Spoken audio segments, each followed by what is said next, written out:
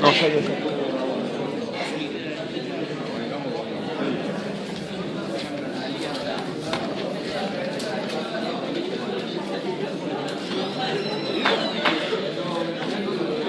Bueno, buenos días.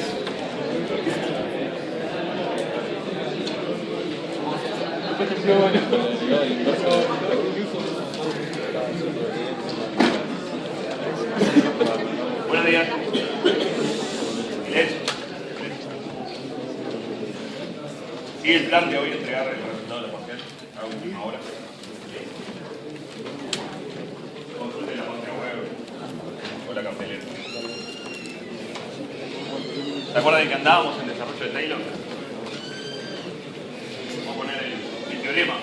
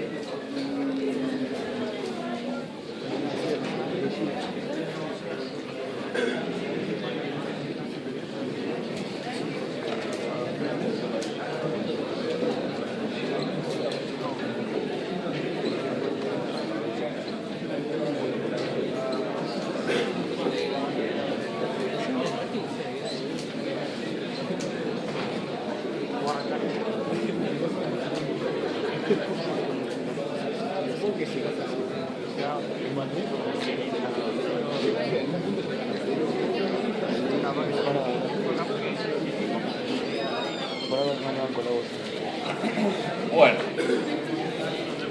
lo pido de vuelta para resaltar algunas cosas. Hoy va a girar la clase alrededor de este tema. La idea es terminarlo y arrancar con integrales el lunes.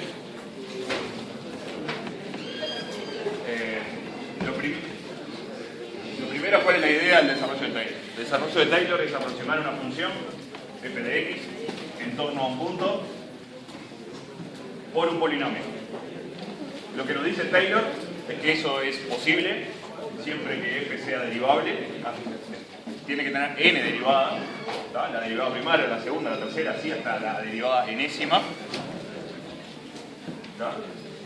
Siempre es posible cuando esto se cumple. Y además nos da una expresión para el polinomio y para el error que estamos cometiendo, que se llama el resto del desarrollo de Taylor, el Rn. El polinomio es, esto sí o sí siempre tienen que conocerlo, el valor de la función más el valor de la derivada en el punto por x menos a, y así hasta el valor de la derivada enésima en el punto por x menos a a la n sobre n factorial.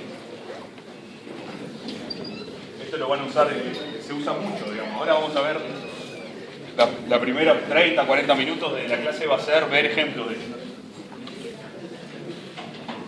Ahora, este desarrollo, el desarrollo de Taylor, expresar la función como un polinomio más un resto, es único para este grado n, ¿tá?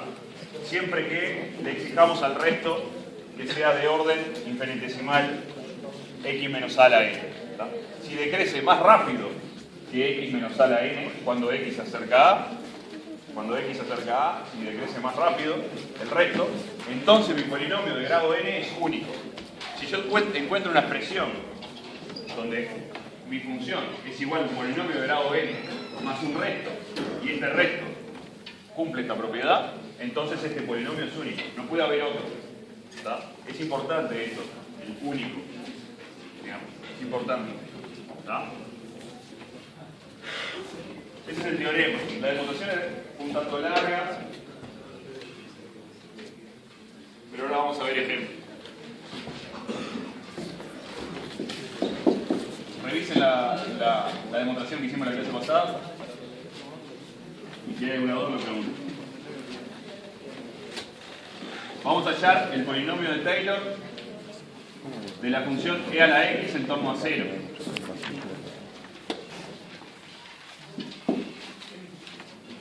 ¿Cuánto vale el polinomio de Taylor de grado n de la función e a la x en 0? Eso es lo primero que vamos a hacer. ¿Qué tengo que hacer? Esta fórmula. ¿Cuánto vale la función en 0? Eso es este término de acá. ¿Están todos siguiendo? Miren que después se hacen complejos los ejemplos, ¿no? Polinomio de grado n, el primer término es evaluar la función en el punto. Evaluar e a la x en 0. E a la 0 vale 1. El segundo término, ¿cuál es? Este de acá. Es evaluar la derivada de la función en 0 y multiplicar por x menos a. La derivada de la función e a la x en 0, 1. Por x menos a que es 0. Así que es x. ¿Todos lo ven? ¿Lo ven eso? Esto es f' en 0 por x menos 0. F' es e a la 0, es 1. Y esto es x.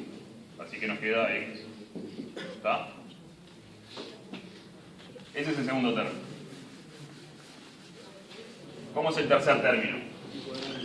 F segunda en 0 por x menos 0 al cuadrado sobre 2.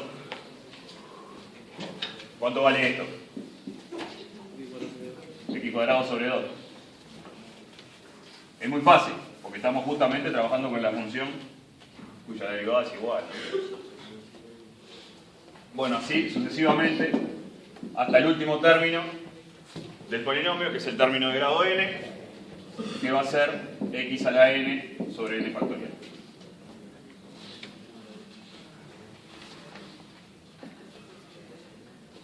¿Qué estoy diciendo acá?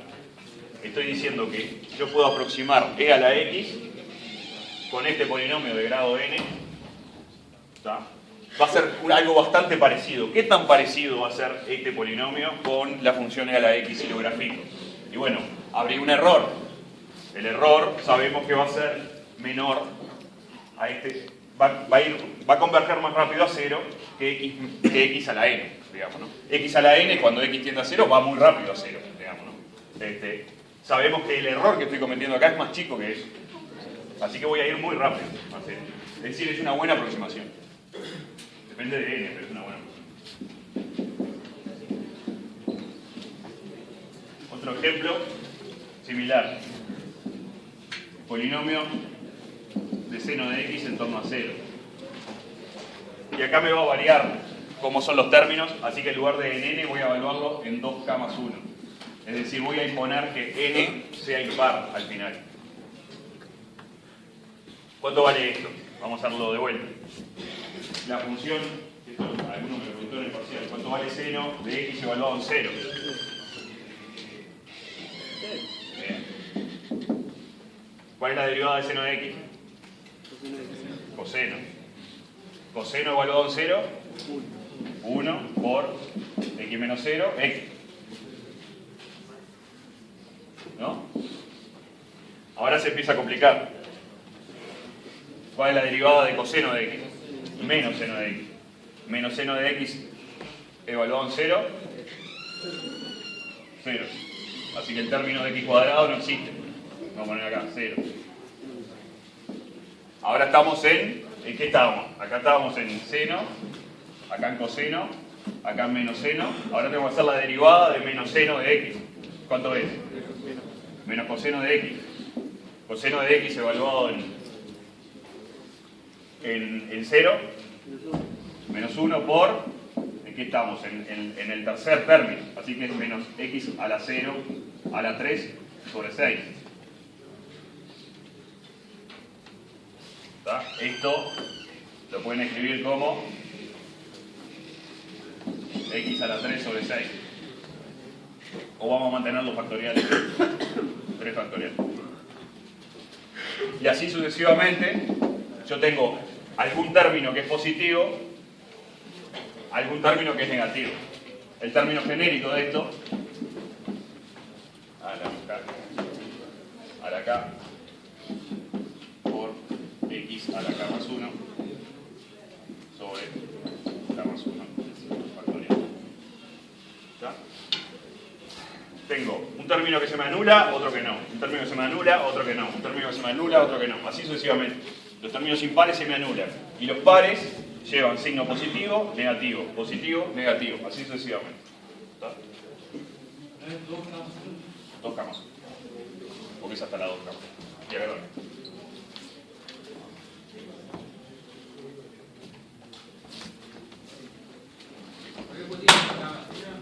¿Por qué puse? Porque yo si no, no sé cómo terminarlo, en realidad. Es por eso. Si yo no lo terminara en un término par, mi término par se anularía y tendría que ir hasta un término menos. ¿Entendés? Es simplemente por eso, es para que quede más prolija la definición. Si yo lo hiciera hasta 2k más 2, sería lo mismo. El polinomio hasta 2k más 2 es el mismo polinomio. Porque el término 2k más 2 se anula porque es un término par. ¿Se entiende? Así que bueno, esto no va, para simplificar, es así. X menos X a la 3 sobre 3 factorial. ¿Por este de menos 1 es K o 2K? De menos 1. Es K. Eso es interesante.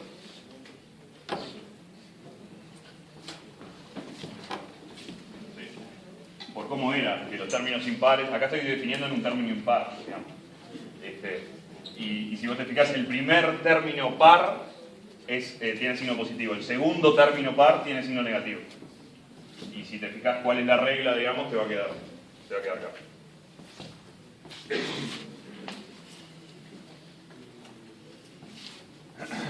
Bueno, voy a borrar esta parte, es importante. Hay otro ejercicio. Bueno, ahora empiezan a entrar un poco en complejidad los ejercicios. Uno puede usar el desarrollo de Taylor para resolver indeterminaciones de límites. De hecho, ustedes lo hicieron cientos de veces, eso, pero no lo sabían. Hablamos de los equivalentes. Ustedes, por ejemplo, usaban que e a la x era equivalente a 1 más x. Esto estaban acostumbrados a usarlo cuando les venía una indeterminación. Cuando x tendía a 0, ustedes decían límite. Cuando x tiende a 0 de e a la x es equivalente al límite cuando x tiende a 0 de 1 más x. Y si eso se le resolvía, en este caso 1, funcionaba. Y usaban el concepto de equivalente. El concepto de equivalente es esto de acá. ¿Está? El equivalente, lo que ustedes usaban en las tablas de equivalente para resolver límites, si alguna vez usaron o se acordaban de algún equivalente, los típicos eran el equivalente de seno de x, de coseno de x, de e a la x. ¿Está? Esto surge del desarrollo de Taylor, típicamente aplicado al orden 1, porque es lo más sencillo. Pero ¿qué pasa si yo no puedo aplicar en el orden 1? Por ejemplo, vamos a ver el ejemplo este de las notas, que me parece que está bueno. Yo tengo el límite de e a la x menos 1 menos x sobre x cuadrado, con x tendiendo a 0. Yo tengo este límite, ¿está? Entonces, a priori, ¿qué es lo que pasa? Lo de arriba tiende a 0, lo de abajo tiende a 0. Es indeterminado. Lo siguiente que ustedes hacían era aplicar equivalente. ¿Está? Si ustedes aplican equivalente, no pueden. Es más, yo lo dije explícito. Sí. Ah, le estaba saludando.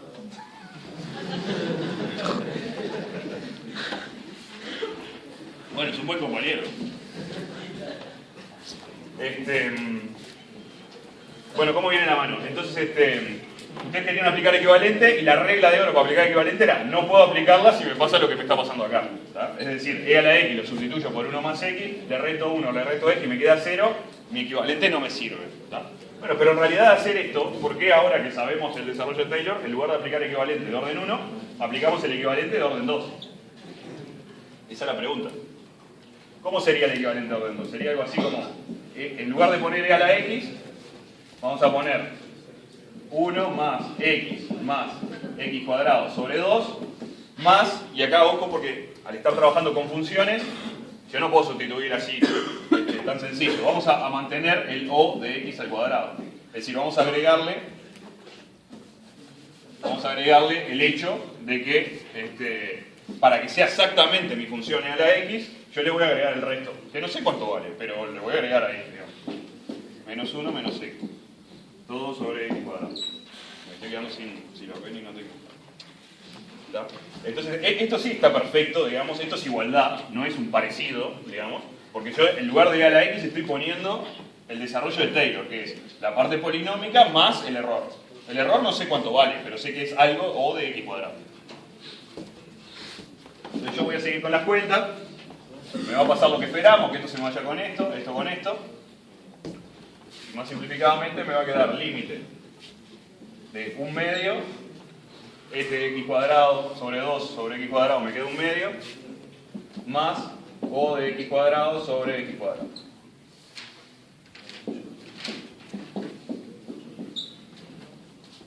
El límite de una constante cuando x tiende a 0 es la constante, y el límite de algo de menor orden que x cuadrado sobre x cuadrado me tiende a 0. Así que me queda 1/2.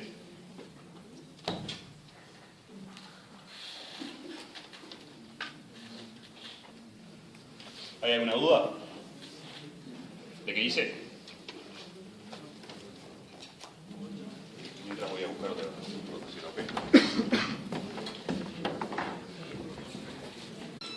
Tenía un límite indeterminado, lo sustituí por un equivalente, me di cuenta que no me servía para resolver el problema. Entonces, en lugar de sustituirlo por un equivalente, lo sustituí por el polinomio de Taylor de orden 2. Y ahí sí logré resolver la indeterminación.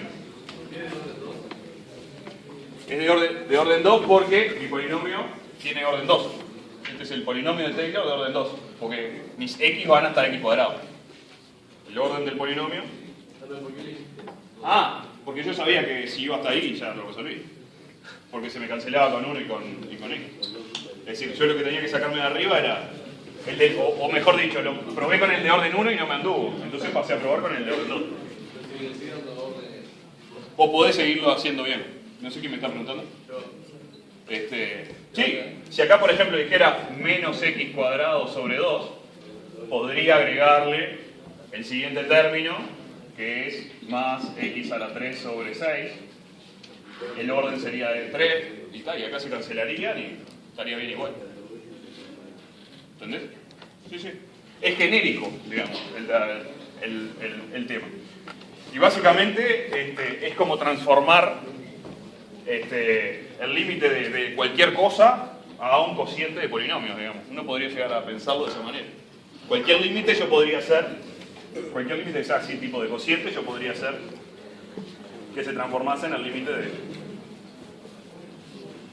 de cociente de polinomios.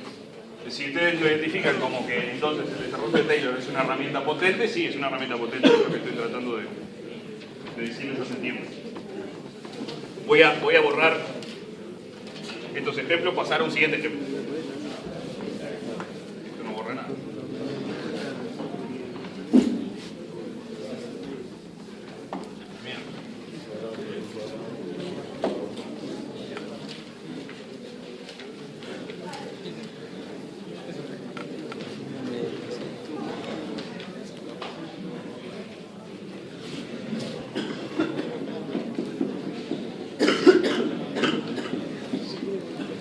Bueno, digamos, silencio por favor. Vamos a calcular el polinomio de Taylor de 1 sobre 1 menos x.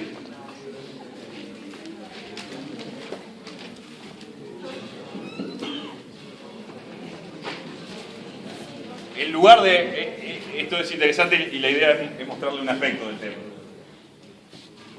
La forma natural de hacer esto sería hacer la derivada de 1 menos x, ¿tá? Es decir, 1 menos x al cuadrado y lo de arriba,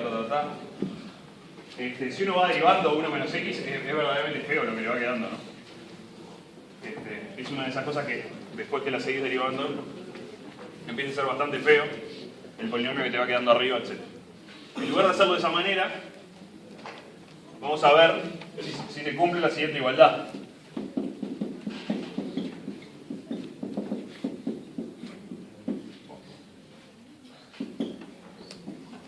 Es decir, vean que el polinomio de 1 sobre 1 menos x es como el polinomio más sencillo, no tienen todos coeficientes 1. Vamos a ver si esto es cierto. Vamos a ver si es cierto. Entonces, mi problema es al revés. Ya no es tipo, quiero hallar cuál es el polinomio de Taylor, sino yo les digo, ¿este es el polinomio de Taylor? Y les hago la pregunta para ver si lo es. Y es el polinomio correcto. ¿Qué tiene que verificar si es el polinomio correcto? ¿Cómo yo puedo preguntarme si un polinomio es el polinomio de Taylor? Ahí está. La idea es evitar el camino a las derivadas, porque es feo, digamos. Pero en este caso es feo, porque la derivada de esto es feo. Entonces, en este caso vamos a evitar ese camino. Y vamos a ver en abstracto, y por eso el ejemplo yo creo que está muy bueno, vamos a ver en abstracto si este polinomio es el polinomio. Esta es mi duda, digamos. ¿Está? Y yo para ver eso voy a ir al teorema. ¿Está? Al teorema que tengo. Entonces, lo que tendría que ver, ¿qué es? Que si yo agarro y resto f de x menos el polinomio de orden n de 1 sobre, bueno, vamos a hacerlo abstracto, f, a, ¿cuánto tiene que valer esto? F de x menos el polinomio me tiene que valer el resto, igual al resto de n de x. ¿Está? F de x yo la conozco, antes de entrar, sí, bueno, f de x yo la conozco, es 1 sobre 1 menos x, y esto lo conozco, es esto de acá arriba. 1 más x más x a la n. ¿Está? Entonces, mi pregunta es, si yo agarro f de x, le resto el polinomio, eso yo sé que me da el resto. ¿Y qué me falta saber para estar seguro que este es el polinomio? Ahí está, entonces transformo mi pregunta, esto es lo mismo que decir, ¿sí? El resto de n de x es o de x menos a, bueno, en este caso es en torno a 0, si es o de x a la n. Si este resto definido de esta manera es o de x a la n, entonces sí, solamente sí, este tiene que ser mi polinomio. ¿Por qué? ¿Por qué? Porque el polinomio es único. ¿Tá? El polinomio es único. ¿Tá? Entonces, si yo encuentro un polinomio cuyo resto de hacer f menos el polinomio cumple esta propiedad, entonces ese es el polinomio de Taylor. Y es el único polinomio de Taylor que existe, de orden n. ¿Está claro? ¿Está claro? Bueno, vamos a ver si esto se cumple. Y acá hay que hacer un truco. ¿Cuánto vale esto? 1 sobre 1 menos x menos esto de acá. A priori no se sabe, ¿no? Pero en realidad sí lo sabemos.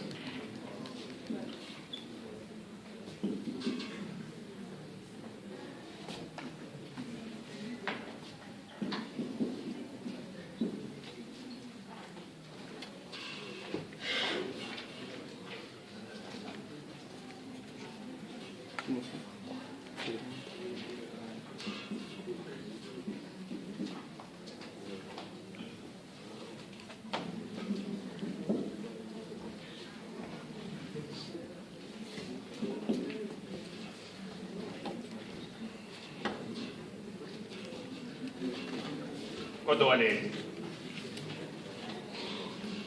A la n más 1. A la n.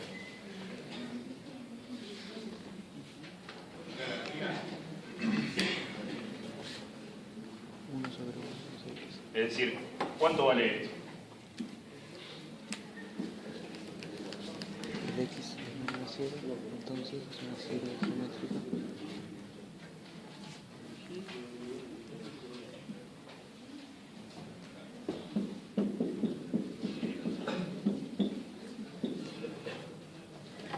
Tenemos una expresión explícita para eso.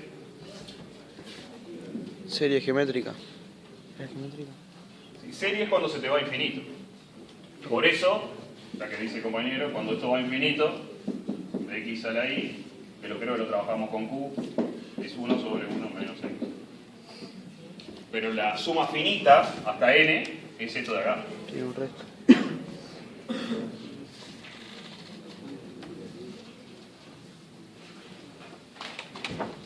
Pero fíjense, esto de este lado, ¿qué es?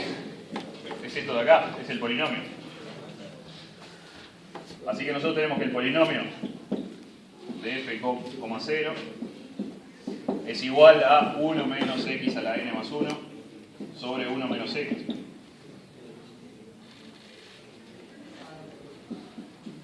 ¿Cuánto vale el resto?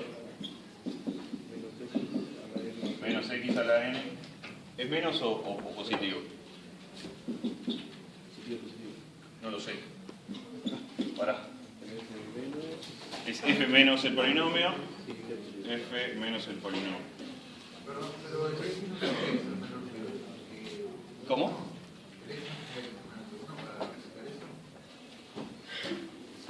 El x para esto no tiene que ser menor que 1. Para esto, para lo que borré de la serie, sí. Pero para esto, para la suma hasta n, no. Se cumple siempre. Para la suma hasta n se cumple siempre, para todo x.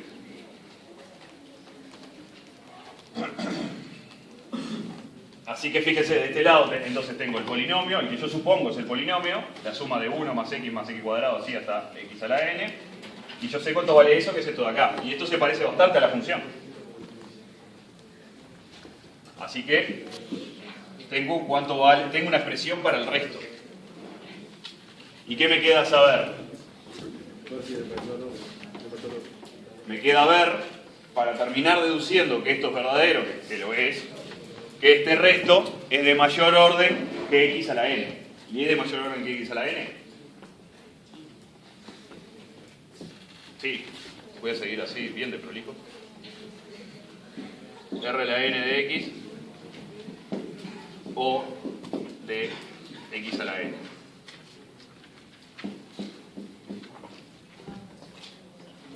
Eso es.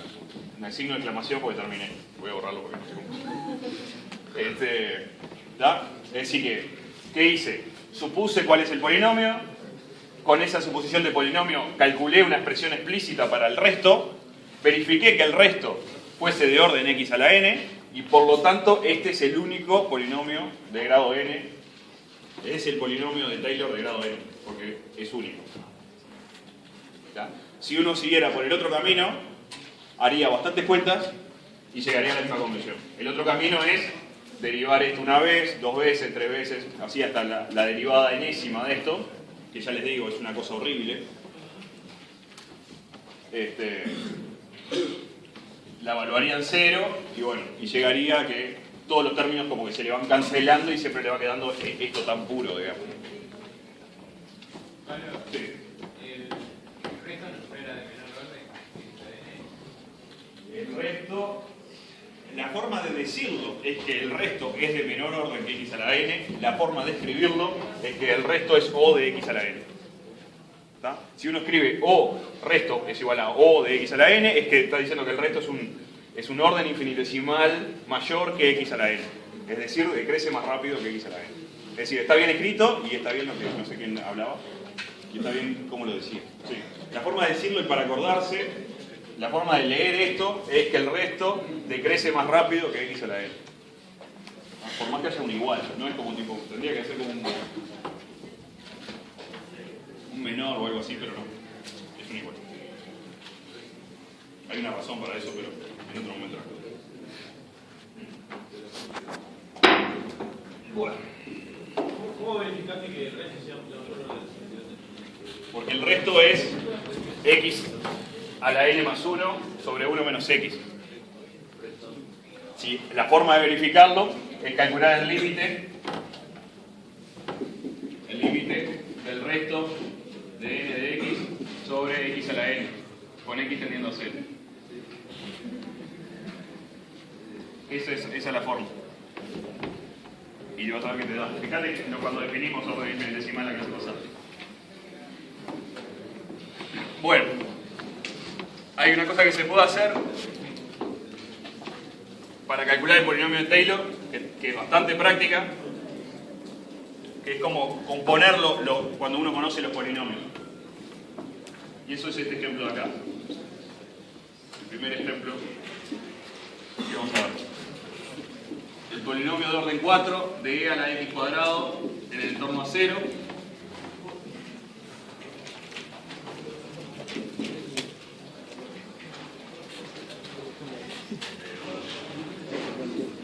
Más x cuadrado más x a la 4 sobre 4 sobre 2.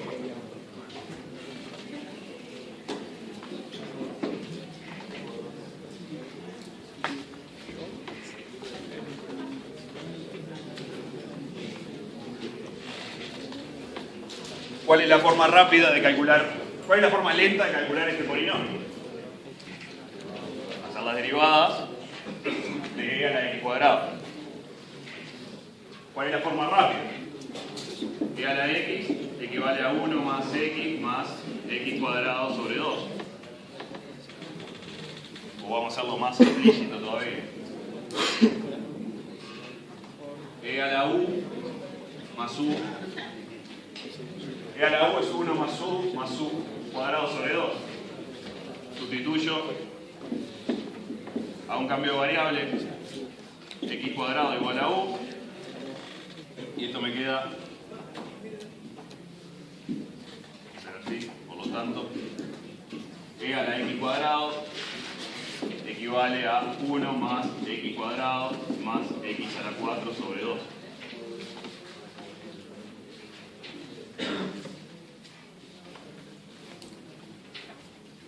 Así que yo estoy como componiendo funciones. En este caso, ¿no? Una cosa así. Conozco el desarrollo de Taylor de e a la u, lo calculo hasta el orden, hasta 2, aunque voy a necesitar el polinomio hasta orden 4, porque yo ya sé que cuando sustituya me va a quedar a la 4.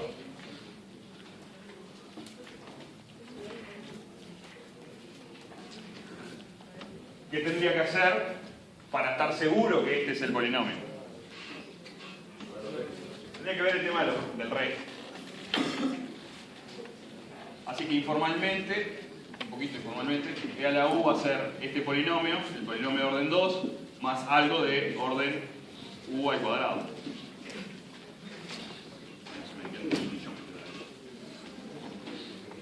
E a la u, porque acá trabajé para hacerlo rápido, trabajé como con aproximados, ¿no? E a la u se aproxima el polinomio, por lo tanto e a la x cuadrado se aproxima a este polinomio. Vamos a ver si el resto que me queda de cuando yo hago esto es del orden mayor que x a la 4. Si es así, entonces encontré el polinomio. Vamos a escribirlo formalmente entonces. Esto es 1 más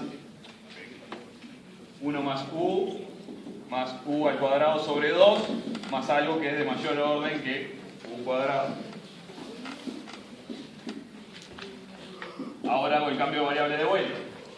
E a la x cuadrado es igual a 1 más x cuadrado más x a la 4 sobre 2 más algo que es del orden de x a la 4. Porque ahí sustituí. Así que, efectivamente, yo voy transformando y transformo el u también en el resto, me va a quedar que es algo del orden de x a la 4. Y por lo tanto, como por un mecanismo medio alternativo, encontré un polinomio que se diferencia de f con algo que es del orden de x a la 4, entonces encontré el polinomio de Taylor orden 4. ¿Lo ven? Todas las cuentas están bien hechas. Si yo sustituyo acá adentro, no de u al cuadrado, sustituyo u por x cuadrado, me va a quedar algo de orden de x a la 4. Así que efectivamente este es el polinomio. Vamos a volver a ver la idea con otro ejemplo.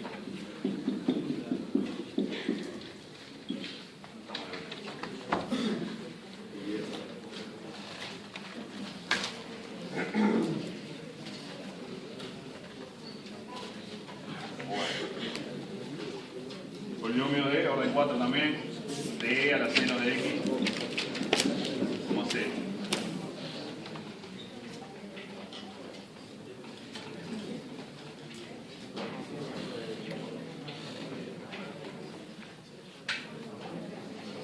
Acá vamos a hacer así.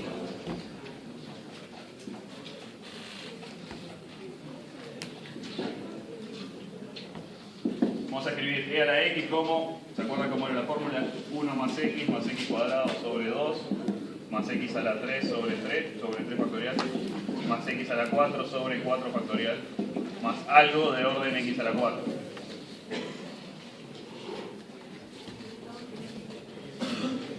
Y vamos a desarrollar seno de x también, que ya lo hicimos.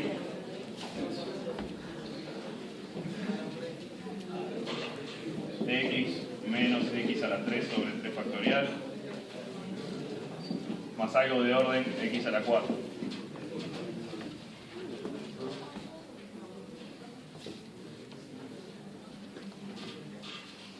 ¿Cuál sería la idea?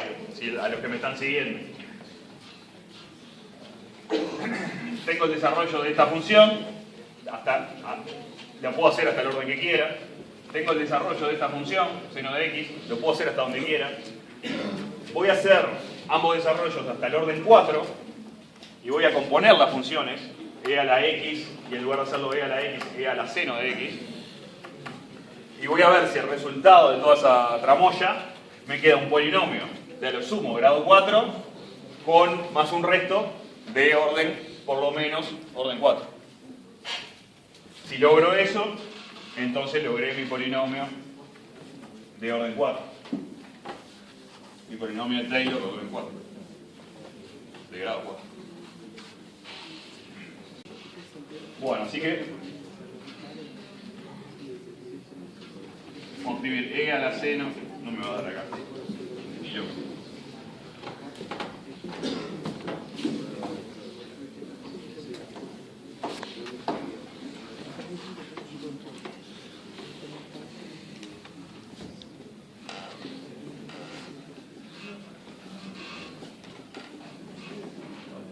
Bueno, vamos a escribir e a la seno de x.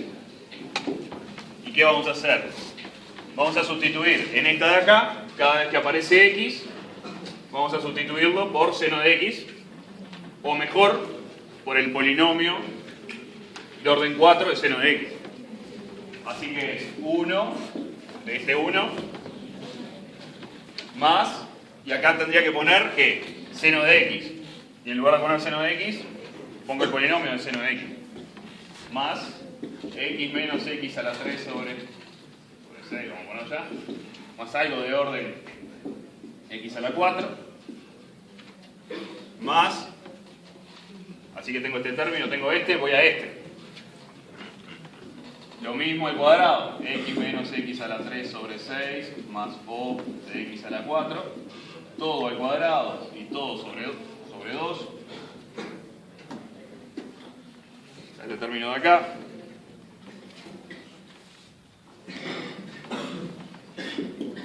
Más el término x a la 3. X menos x a la 3 sobre 6 más o de x a la 4. Todo a la 3, todo sobre 6.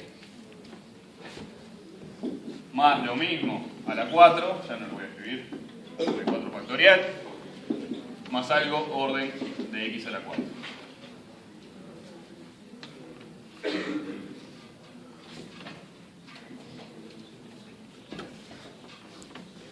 Yo creo que va a ir por acá el polinomio. Si hago estas cuentas, que son largas, en este caso yo no sé si no conviene hacer la derivada de esto, que tampoco es tan complicado. Pero si voy por acá y hago cuentas, les dejo el resultado, 1 más x más x al cuadrado sobre 2 menos x a la 4 sobre 8 más o de x a la 4.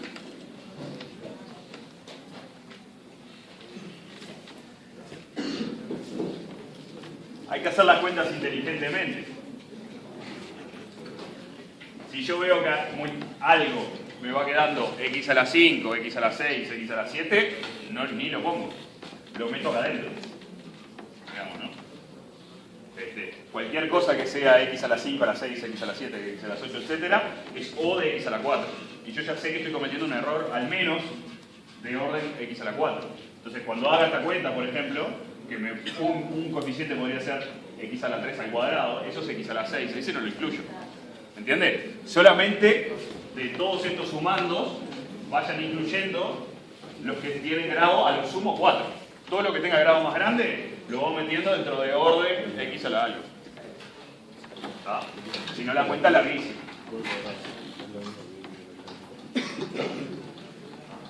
Y bueno, y ahí se llega a la conclusión.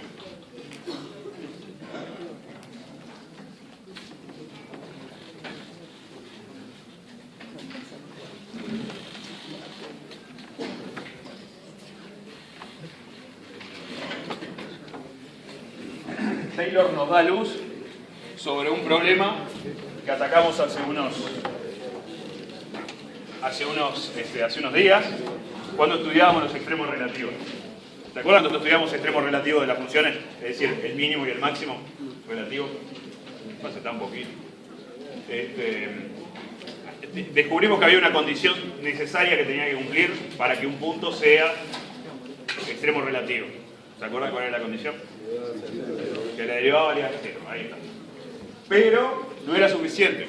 ¿Se acuerdan? Por ejemplo, x a la 3. X a la 3 valía, la derivada de x a la 3 valía 0 en 0, pero no era ni máximo ni mínimo. Así que era una condición necesaria. Taylor, nuevamente, simplificando un poco la cosa, nos permite dilucidar cuándo es extremo, cuándo es mínimo, máximo, o no es ninguna de las dos cosas, como el x a la 3, viendo las derivadas. ¿Está? Eso es la propiedad 18.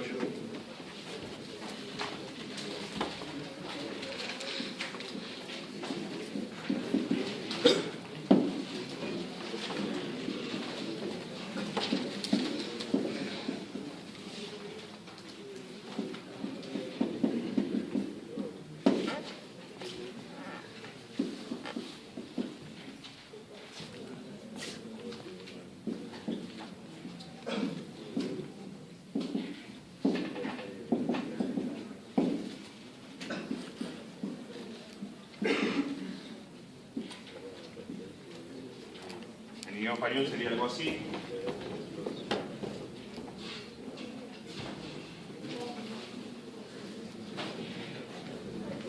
La primera derivada no nula clasifica el punto a un punto x, como un máximo, un mínimo o como que no es un extremo. Y formalmente, f derivable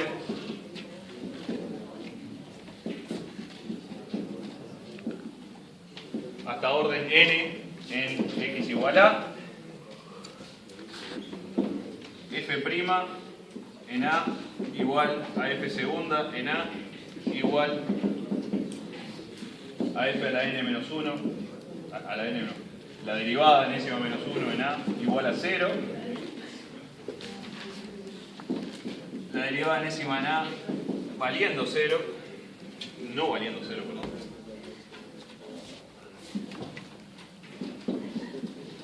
¿Qué estoy diciendo acá? Acá estoy diciendo la primera derivada no nula clasifica el punto. Estoy diciendo f derivable hasta orden n en el punto A. F derivable hasta el orden n tiene n derivadas. Las n menos 1 primeras valen 0. No me dicen nada. Y la última derivada, la primera derivada no nula, la n, esa distinta de 0. Cuando estoy en esas hipótesis pasa lo siguiente. Si n es par y f a la n de A es mayor a 0, entonces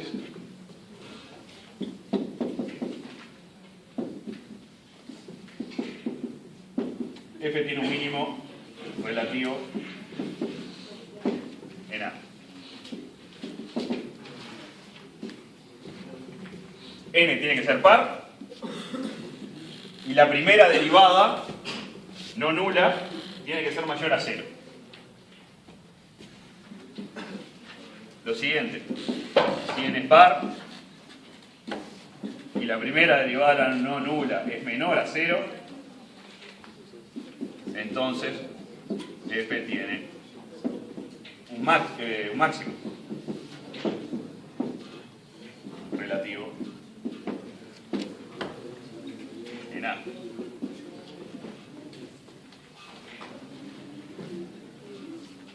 ¿Y qué nos queda?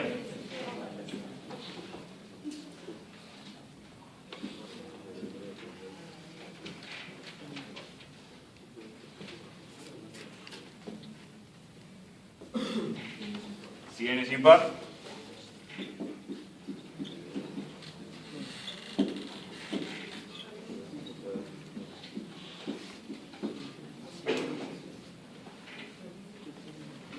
si n es impar, A no es extremo.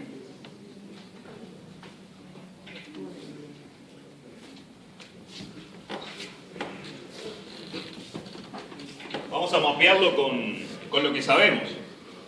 Sabemos que un extremo era condición necesaria que la derivada primera valiera 0. Si estamos en ese caso, la derivada primera es una derivada par, es una derivada impar. Si la derivada impar no valiese 0, es decir, fuese n, entonces caeríamos en esto. A no sería extremo. ¿Se entendió lo que dije? Nosotros sabíamos que un extremo tenía que cumplir que la derivada primera valiera 0 en el extremo. Sí o sí. Eso tenía que suceder. Condición necesaria. La derivada primera, la derivada 1, el 1 es impar. Por lo tanto, ¿qué pasaría si la derivada 1 de un punto no valiese 0? ¿Está? Sería la primera derivada no nula. Si la derivada primera no valiese 0, sería la primera derivada no nula, sería el n de este teorema. Y si el n fuese impar, entonces no sería extremo. Así que, esto es como una generalización de esa condición necesaria, donde la función, si la derivada primera de la función no se anula en A, entonces acá estamos diciendo n es 1, y como n es 1, n es impar, y por lo tanto no hay extremo. Estamos en ese caso. ¿Qué pasa con x a la 3? Que también es como un caso emblemático. ¿Qué pasa con x a la 3? La derivada de x a la 3.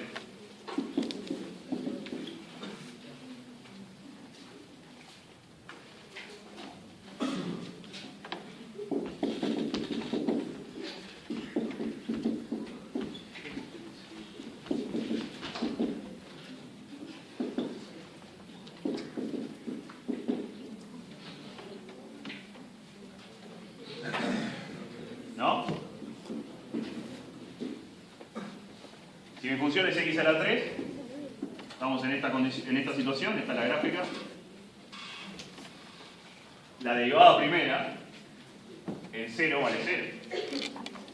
Por lo tanto, el teorema que sabíamos hasta ahora nos decía, y puede ser que sea un extremo, porque la derivada vale 0, puede ser que sea un extremo. ¿Estamos de acuerdo? Este teorema es mucho más fuerte. Nos dice, seguí derivando hasta que encuentres una primera derivada que no valga 0, y fíjate qué pasa con aquella línea. Entonces yo seguí derivando, la derivada segunda vale 0 en 0, sí, no me dice nada, voy a la derivada tercera, ahí sí, y vale 6, y es positivo.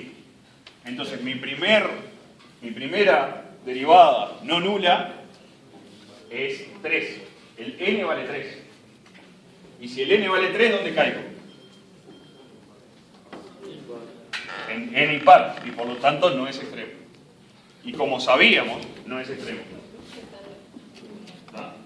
El 0 no es extremo. Lo dejo como ejercicio que lo apliquen, yo que sé, a x cuadrado, por ejemplo, que sí es un mínimo.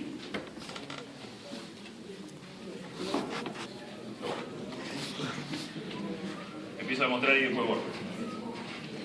Bueno, ¿por qué esto viene ahora, digamos? Porque es muy fácil de demostrar utilizando Taylor, utilizando el teorema anterior. ¿Estamos en las condiciones de Taylor? ¿Cuáles eran las hipótesis de Taylor? Recuérdenla. Que f sea derivable hasta orden n. Y estamos, porque justamente se está pidiendo. F derivable hasta orden n. Así que puedo aplicar Taylor. Si aplico Taylor, ¿qué obtengo?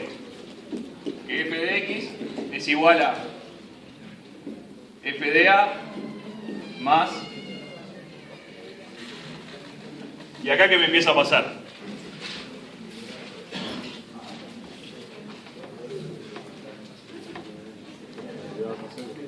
Todas las derivadas son cero, muchachos. Si aplico Taylor y empiezo a escribir el Taylor, me pasa que f' vale 0, ese término no aparece. F segundo vale 0, ese término no aparece. Hasta n menos 1 no aparece ningún término. Es decir, es f de a más el último término. La derivada enésima evaluada en a por x menos a la n sobre n factorial. Más el resto.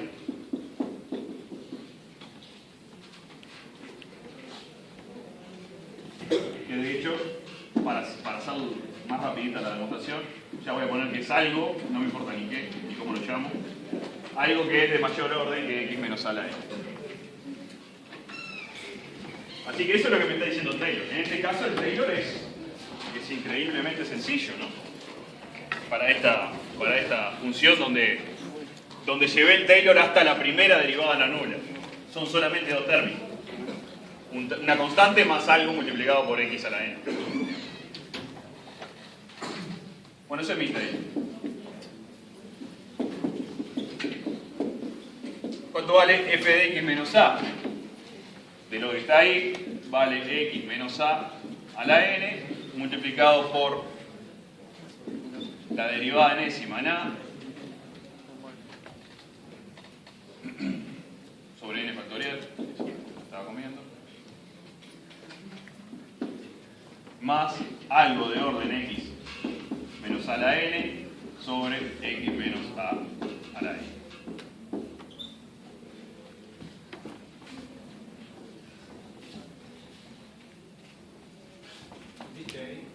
¿Dónde? ¿Cómo? Pasé f de a para este lado. Solamente. Y saqué factor común x menos a. ¿No? Pasé f de a para este lado y saqué, entre estos dos términos, saqué factor común x menos a.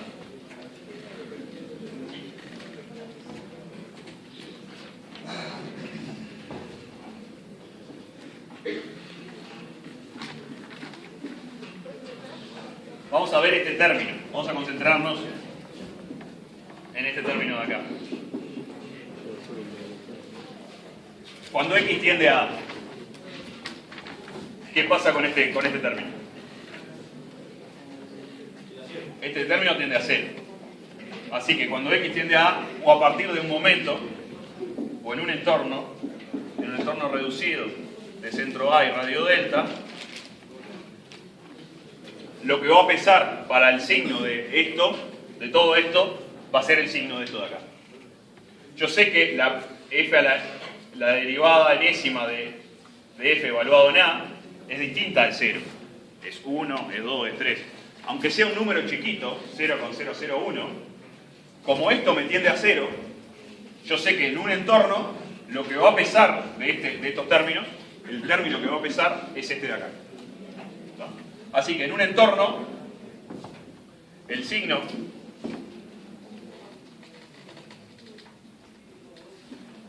de este término es el signo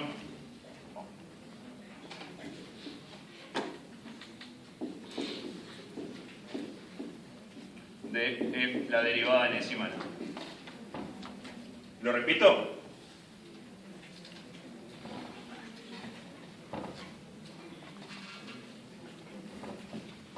¿Yo qué digo? Primero, apliqué el desarrollo de Taylor, que estoy en las hipótesis. El desarrollo de Taylor lo escribí de una manera que todavía no les dije por qué, pero me va a ser muy útil. fue poner f de x menos f de a igual a una cosa. ¿Tá? Esa cosa me puse a estudiar esta parte del signo, de acá. ¿Tá? Y lo que digo es que para definir el signo de esto, si esto es mayor o menor a 0, ¿tá?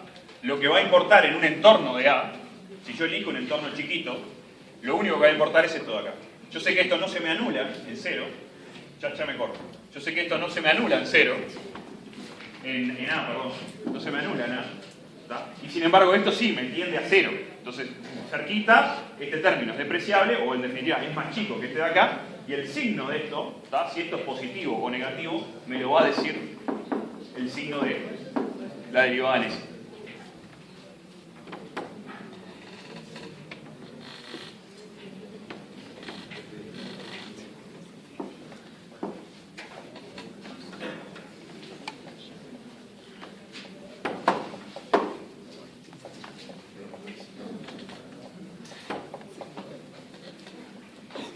Voy a dejar mi tesis por acá. Así que en definitiva, ¿qué puede pasar? Ya tenemos que ir a los casos. Si n es par, ¿qué pasa si n es par? ¿Qué pasa con este término si n es par?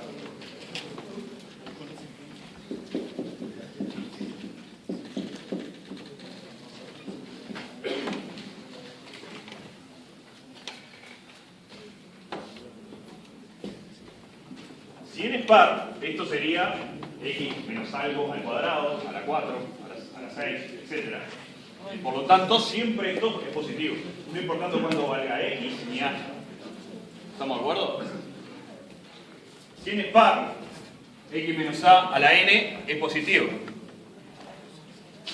Entonces, el signo de f de x menos f de a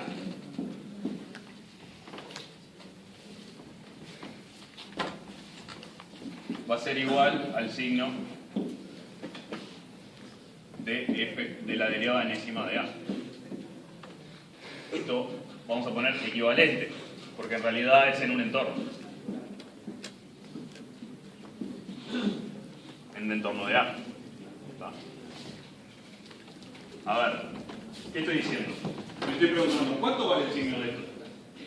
¿Tá? Y yo sé que esto no influye, esto siempre es positivo. Y esto, y todo este coso, solamente me incluía el signo de f de n de a. Por lo tanto, el signo de f de x menos f de a va a ser el signo de la derivada. Y ya está. Ya está la parte A y B. ¿Por qué?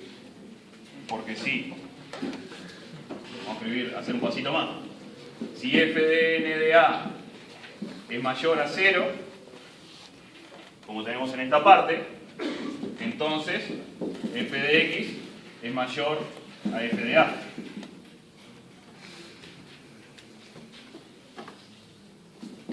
Por lo tanto, pero me doy para algo, me tiene que dar un máximo. No, está bien. F es mínimo. F de A es mínimo. F de A es mínimo.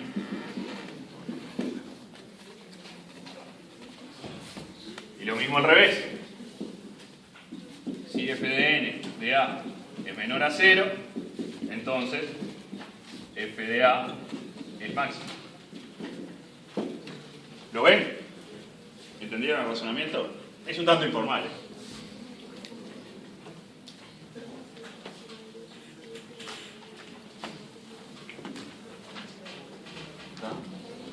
En definitiva, el signo de la primera derivada no nula, dicho en castellano, sencillo, el signo de la primera derivada no nula es lo que condiciona el signo, es lo que más condiciona el signo de f de x menos f de a. ¿Tá? Así que si la primera derivada no nula es positiva, f de x va a ser más grande que f de a, es decir, f de a es un mínimo. Y si la derivada es negativa, la primera derivada no nula es negativa, el f de x va a ser siempre como menor a f de a, cerca de a, y por lo tanto f de a es un máximo relativo. Entonces, de acá ya concluimos A, el A de acá, cuando n es par, de esta parte concluimos el B.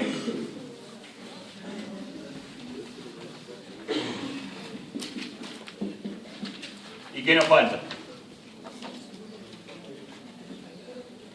Nos falta ver la parte C. Nos falta ver si n es impar. ¿Y por dónde sale esto? ¿Qué pasa si n es impar? Yo quiero evaluar este signo. Ahora ya saben el truco, digamos. Yo quiero evaluar este signo. ¿Puedo decir algo si n es impar sobre este signo? No, porque Este de acá me complica la jugada.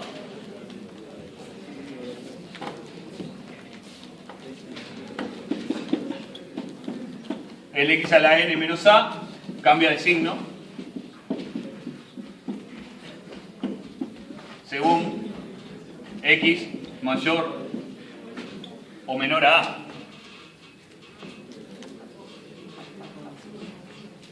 Si x es más grande que a, esto es positivo, a la algo impar positivo.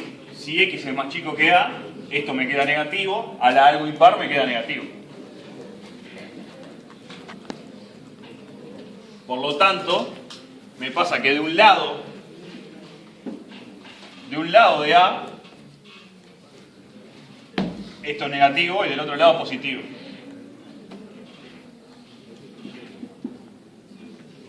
Y por lo tanto, de un lado de A, f de x es más chico que f de A, y del otro lado es más grande.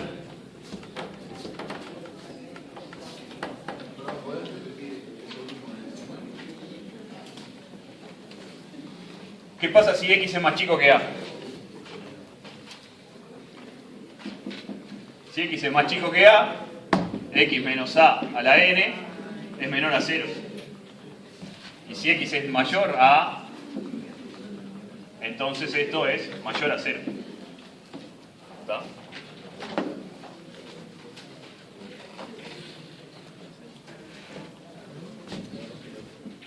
Por lo tanto, este factor de un lado de A es negativo y del otro positivo. Y dependiendo del signo de la primera derivada no nula, va a significar entonces que la función hace así o hace así en el punto A. Esto es cuando la primera derivada es mayor a 0 y esto es cuando la primera derivada es menor a 0. Pero esto no importa. Lo importante es que el signo de f de x menos f de a, de un lado de A va a ser de un valor y del otro otro. Por lo tanto, no va a ser extremo. De un lado es como que fuese máximo y del otro como que fuese mínimo, pero no lo es, digamos. Entonces ya se ve, voy a borrar y me va a decir que no. Ya se ve que A no es extremo.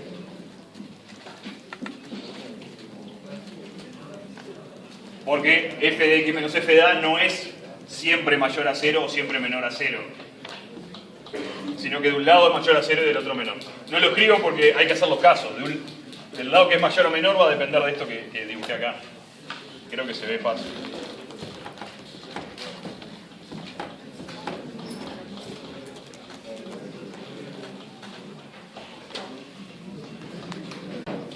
Bueno, así va la demostración.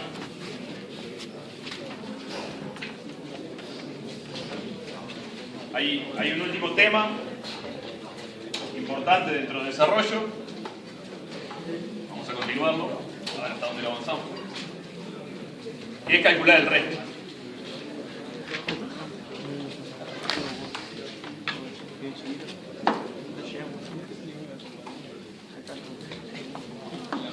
El teorema de Taylor nos da una fórmula para calcular el polinomio de Taylor. Y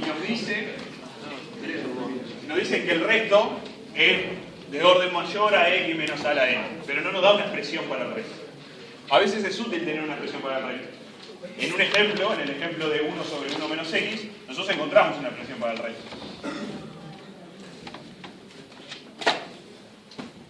Hay varias formas de calcular el resto, de hecho hay varias expresiones para el resto. La más común es una que surge de la generalización del teorema de Lagrange, y por lo tanto se llama el resto de. de Lagrange.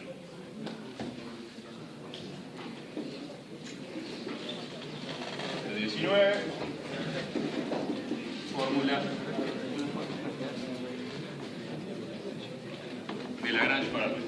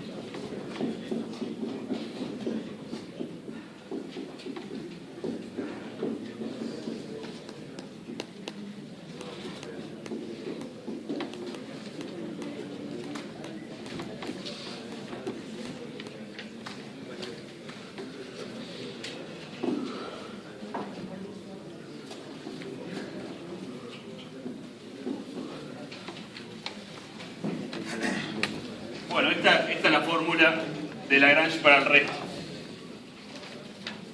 Es decir, nosotros estamos en las hipótesis del teorema de Taylor, es decir, la función tiene derivada de orden n, y cuando la función tiene derivada de orden n más 1, es decir, le exijo una derivada más, yo puedo encontrar una expresión del error, del resto, del desarrollo de Taylor, algo así como haciendo un paso más del polinomio, ¿tá? El polinomio iba hasta la derivada enésima, ¿tá? Esto es ir hasta la derivada enésima más 1, pero en lugar de evaluarlo en el punto A, es evaluarlo en un punto entre A y X. ¿Tá? Recuerden que el resto es evaluado en X, ¿tá? Y yo sé que va a haber un punto entre A y X. Si el X es más grande que A, entre A y X. Si el X es más chico que A, entre X y A, digamos. Por eso lo puse así, no lo puse pertenece. ¿No? Yo sé que va a haber un punto. Fíjense, es relativamente importante. Uno podría, en lugar de hacer esto, decir, bueno, pero hago el Taylor en un orden más. Hago el Taylor hasta orden n más 1. Y agrego este término, parecido a este término, pero evaluado en A. Yo sé que además le tengo que sumar un resto que va a ser de orden mayor que x menos a la n más 1. ¿Tá? Si hiciera el polinomio de Taylor no hasta n, sino hasta n más 1. Acá yo estoy diciendo más que eso, porque estoy diciendo que esto es exactamente igual a esto de acá. ¿Tá? Es decir, yo estoy diciendo que puedo hacer mi polinomio hasta orden n, y que después simplemente agregando este factor, pero eligiendo bien el c, yo no tengo que agregar más nada. Es decir, no es que es una aproximación, estoy diciendo que es una igualdad. ¿Lo ven? Es un poco distinto a decir, hago un orden más del polinomio de Taylor. Pues si hago un orden más del polinomio de Taylor, tengo que volver a agregarle un resto que no sé cuánto vale, que decrece lento, papá. Pero yo acá estoy diciendo que es una igualdad. Es decir, yo estoy diciendo que existe un C, ¿tá? Tal que esto es igual en un entorno. ¿Tá? Es igual en un entorno. Es fuerte.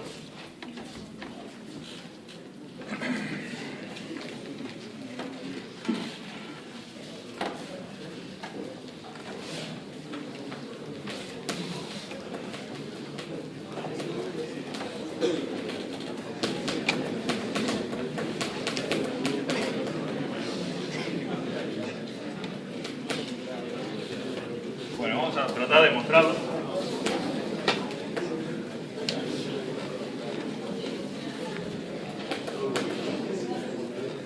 Los 15 minutos que quedan les pido por favor.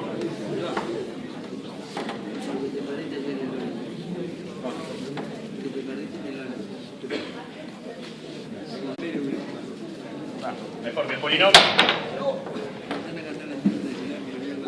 El polinomio f, A es f de A. Silencio, por favor.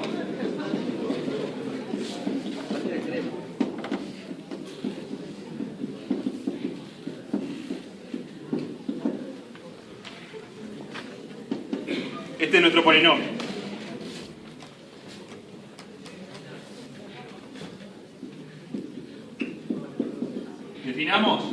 la función auxiliar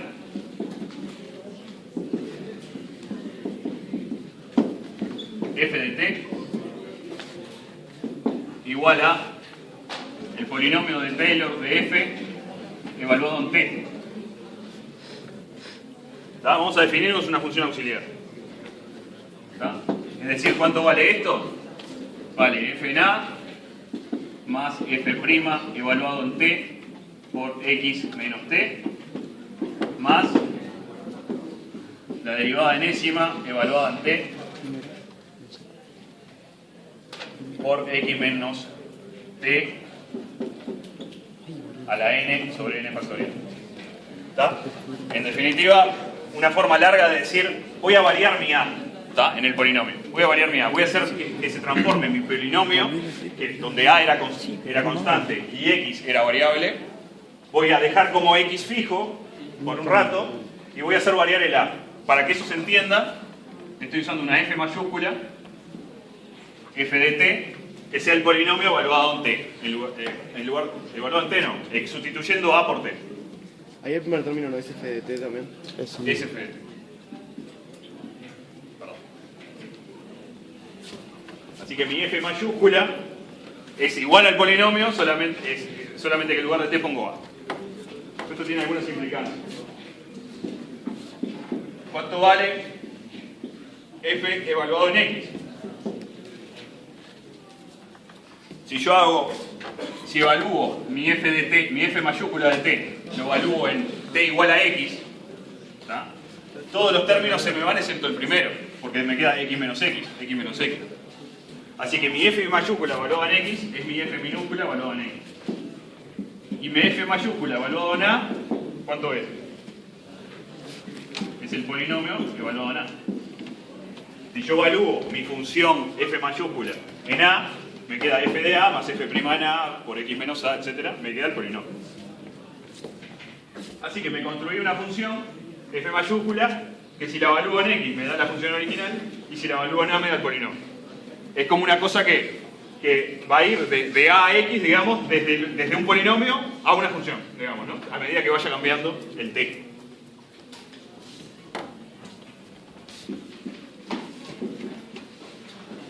Derivamos f de t. Vamos a derivar f de t. F' de t. ¿Cuánto vale f' de t? Ahora derivo con respecto a t. Es una función dependiente de t. Bueno, vamos a derivar. F chica de t, derivado según t, me queda f chica de t. Vamos a derivar el segundo término. Tengo que derivarlo con respecto a t. Acá me aparece la regla de la cadena. Tengo que derivar primero el primero, multiplicar por el segundo y poner el primero más multiplicado por la derivada del segundo.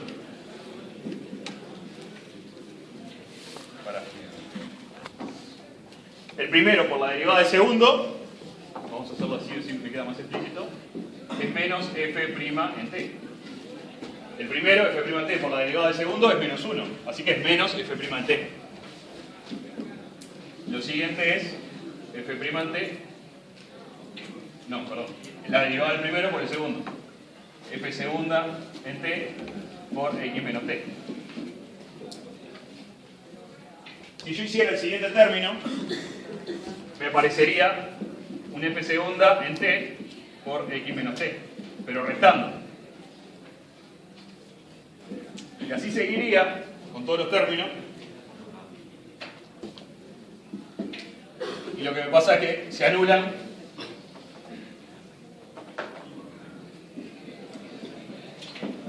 la mayoría de esto. Hagan la cuenta, aplicando esa regla de la cadena. Si no se convencen, hagan la expresión para orden 2, para orden 3. Y lo que me terminaría dando, esa derivada de f' evaluada en t, es solamente el término fn más 1 evaluado en t por x menos t a la n sobre n factorial. ¿Está? Derivo esto con respecto a t, algo que en notación se puede complicar un poco, pero las cuentas no son difíciles. Y ya les digo, se le van a ir anulando todos los términos. Y el único que va a quedar es el último, que es esto de acá. Sí. El segundo término es esto multiplicado por la derivada de esto. La derivada de esto con respecto a t. La derivada de esto con respecto a t es menos 1. Porque la derivada de esto con respecto a t es menos 1. X menos t derivado con respecto a t es menos 1. No es correcto derivado con respecto a x. Derivado con respecto a t. Lo vemos ahora después. Así redondeo la idea.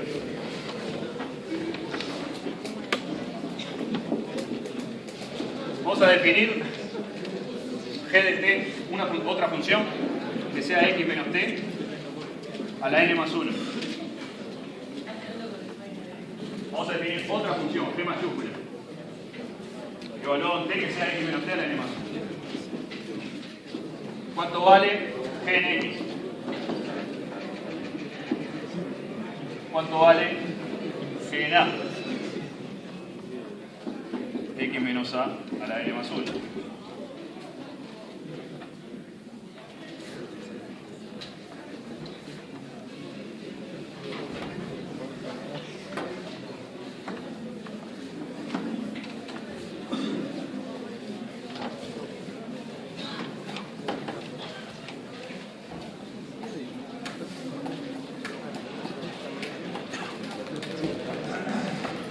¿Cuánto vale la derivada g' en t?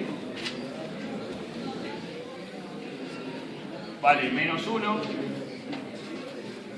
Estoy derivando con respecto a t. Menos 1 por n más 1 por x menos t a la n.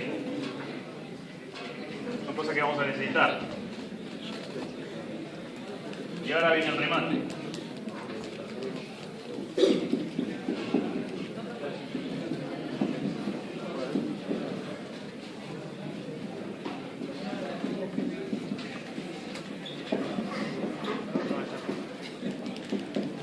Vamos a aplicar este teorema, que ya lo vimos, estamos en las condiciones. Revísenlo. ¿Qué decía el teorema? Que existía un C entre A y C, digo, voy a seguir escribiéndolo así, entre A y X, perdón, tal que f' en C sobre g' en C es igual a f en X menos f en A sobre g de X menos g de A. Tengo dos funciones, f mayúscula y g mayúscula. Esto era f'. Tengo dos funciones, f mayúscula y g mayúscula, y tengo un teorema que me dice que existe un punto en el medio, C, tal que f mayúscula prima sobre g mayúscula prima evaluados en C es igual a esto.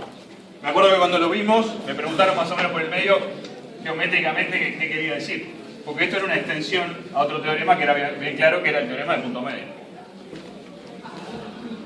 Revísenlo, lo llamamos el teorema 3. Y con esto ya está, porque yo tengo todos los datos. ¿Cuánto vale f' en C? Vale f segundo, la derivada enésima más 1, evaluado en C, por x menos c a la n sobre n factorial. Esto es f' en C sobre f' en C. ¿Cuánto vale f' en C? Vale menos n más 1 por x menos c evaluado a la n. Se me va este con esto.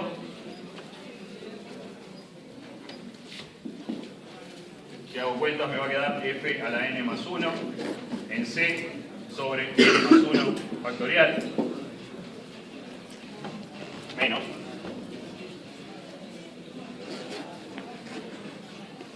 ¿Está? Así que f' en c sobre g' en c, hago cuentas, me va a quedar esto de acá y voy a igualarlo a esto otro de este lado. Lamentablemente borré cuánto valía f de x y f de a, pero ¿alguno se acuerda?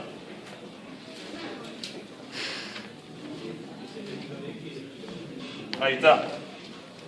Esto es f de x y esto es el polinomio evaluado en f, a. Así que f de x menos el polinomio de n evaluado en f, a sobre g de x y g de a, que por suerte todavía lo tengo. G de x vale 0 y g de a vale esto de acá. X menos a la n más 1. Ahora, ¿esto de acá qué es?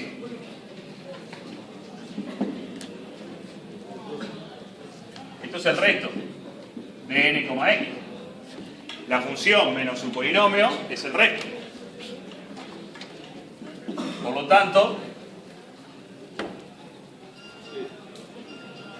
me queda que el resto de n de x es igual a la tesis que queríamos. Paso el x para allá y me queda f a la n más 1 evaluado en un punto intermedio por x menos a la n más 1 sobre n más 1 factorial. El menos ahí se te da porque esto es negativo, ¿no? Porque esto es menos el resto, ¿no? No, esto No, es el resto. no, el de x menos a es negativo. El x menos a es negativo. No es negativo el x menos a. No es g de x menos g de a. Es g de x menos g de a, claro. Tenés razón. Ahí está. Bueno, entonces, haciendo trucos varios, como a veces no les gusta, en la demostración transformamos nuestro problema de hallar una expresión explícita para el resto. La expresión explícita se llama fórmula de Lagrange. Y bueno, lo llevamos al teorema de Cauchy y encontramos el valor del resto. Me queda hacerles algunos comentarios de serie de potencia, lo vamos a dar la clase que viene.